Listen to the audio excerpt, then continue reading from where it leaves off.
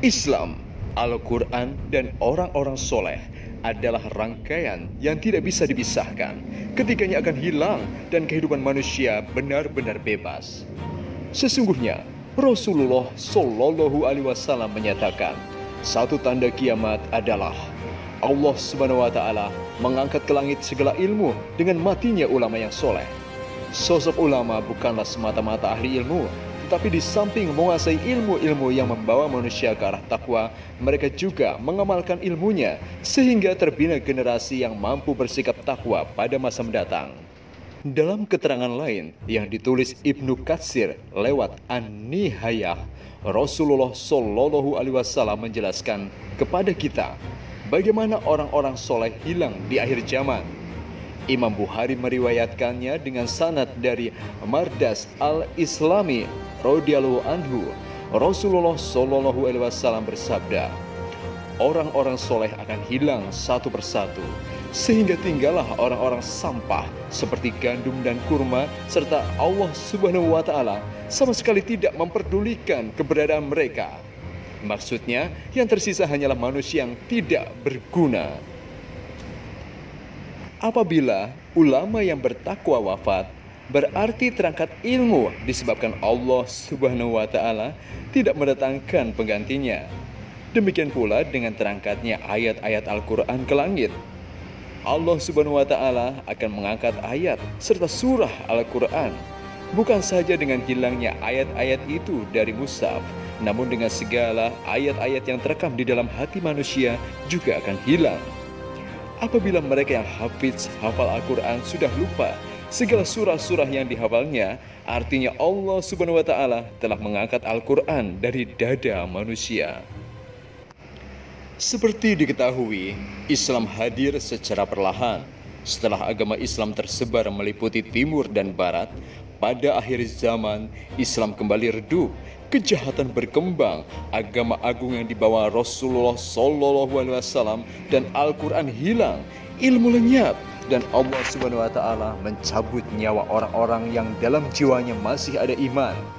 Pun orang yang setia pada sunnah Nabi akan surut jumlahnya, sementara orang yang melanggarnya bertambah banyak. Abdullah ibnu Mas'ud meriwayatkan, Nabi Muhammad Shallallahu Alaihi Wasallam bersabda, Islam muncul sebagai sesuatu yang dianggap asing, dan ia akan kembali dianggap asing seperti awal kemunculannya. Maka beruntunglah orang-orang yang dianggap asing. Hadis riwayat Muslim. Hadis ini menunjukkan sedikitnya jumlah kaum muslimin dan orang yang menyambut serta menerima seruan mereka, sehingga mereka dianggap aneh atau asing oleh masyarakat lain. Selain itu, kita juga diperingatkan akan banyaknya orang yang menentang ajakan baik mereka. Lebih lanjut dipaparkan, orang-orang terasing terbagi menjadi dua kelompok. Pertama, mereka yang membenahi diri ketika orang-orang telah menjadi rusak. Kedua, orang yang memperbaiki sunnah yang telah dirusak orang-orang. Menurut penafsiran para ulama, kelompok kedualah yang lebih tinggi kedudukannya dan lebih soleh. Diriwayatkan dalam Musnad Imam Ahmad bahwa Ubadah ibnu Al-Samit radhiyallahu anhu berkata pada salah seorang sahabatnya, akan segera tiba suatu masa yang sekiranya kamu masih hidup, kamu akan menyaksikan seseorang yang membaca Al-Quran dengan bahasa Muhammad Sallallahu Alaihi Wasallam, mengulang-ulang bacaannya dan melaksanakannya, memerintahkannya dihalalkannya dan melarang yang diharamkannya. Statusnya kemudian akan direndahkan dan kedudukannya akan diabaikan oleh kalian, dan ia akan dianggap seperti keledai yang sudah mati. Memang benar, pada akhir zaman, seseorang yang beriman akan direndahkan karena sikapnya yang dipandang aneh oleh orang-orang yang berperilaku buruk. Semua orang akan membenci dan memaki-makinya karena ia dianggap berani menentang jalan hidup mereka. Orang yang teguh memegang agama akan disebut sebagai pendusta, dan orang-orang akan memandangnya seolah-olah ia telah mengkhianati Islam. Orang bukan saja akan menolak kebenaran dan menampik orang jujur, tetapi juga akan menaruh kepercayaan dan nasib umat Islam di tangan seorang pendusta. Abu Hurairah radhiyallahu anhu meriwayatkan, Nabi Muhammad SAW bersabda, Sebelum kiamat tiba, akan muncul tahun-tahun penuh penipuan. Ketika itu orang yang jujur akan dicap pendusta, seorang pendusta justru akan dipercaya, dan orang-orang bodoh akan angkat bicara. Hadis riwayat Imam Ahmad dan Ibnu Majah. Dalam bahasa sederhana, ketika ilmu agama diangkat ke langit dan hilang untuk selamanya, manusia akan mengangkat orang-orang bodoh sebagai pemimpin mereka yang akan menghadapi persoalan dan menjawab tanpa dasar pengetahuan. Bagaimana Islam dihapuskan? Adalah Ibnu Majah dan Al-Hakim yang menyampaikan dari Huzaifah bin Al-Yahman radhiyallahu anhu. Rasulullah Shallallahu alaihi wasallam bersabda, Islam dihapuskan seperti hilangnya warna baju sampai tidak diketahui apa itu puasa, sholat, haji, dan sedekah. Kitabullah dimusnahkan dalam satu malam sampai tidak tersisa satu ayat pun, dan yang tersisa adalah kakek-kakek serta nenek-nenek yang mengatakan, kami melihat orang tua kami mengatakan La ilaha illallah, maka kami pun mengatakannya.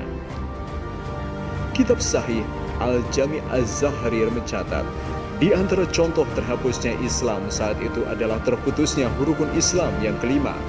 Maksudnya tidak ada lagi orang yang melakukan ibadah haji dan umroh di Tanah Suci. Dalam Musnad Abu Ya'la dan Mustadrak Al-Hakim diriwayatkan dengan sanad yang sahih dari Abu Zaid radhiyallahu anhu. Rasulullah Shallallahu alaihi wasallam bersabda, kiamat tidak akan terjadi sampai Mekah tidak didatangi lagi untuk haji. Dari Anas radhiyallahu anhu diriwayatkan dalam kitab Mishkat al-Mishabih, Rasulullah SAW bersabda, tidak akan terjadi kiamat sampai di bumi Allah tidak disebut-sebut lagi nama Allah. Hadis riwayat Muslim.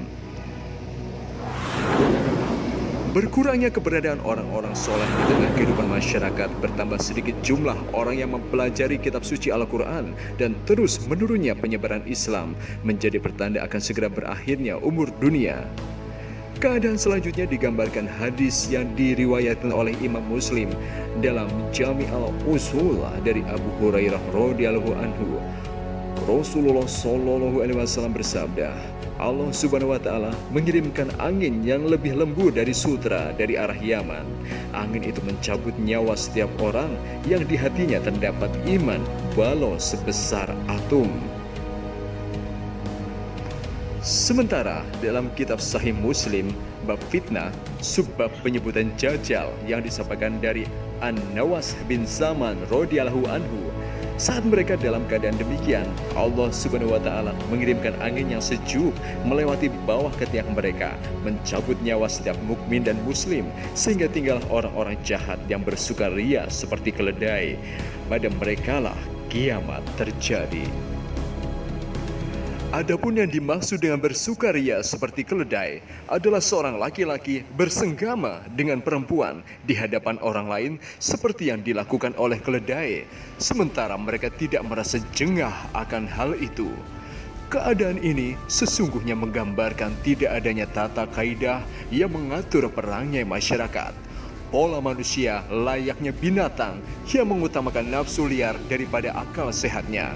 Nilai agama, moral, dan etika kehidupan sudah tidak diindahkan lagi. Dengan demikian, tidak tersisa di bumi ini kecuali makhluk-makhluk yang jahat, dan pada saat itulah kiamat semakin dekat. Wallahu a'lam bishawab.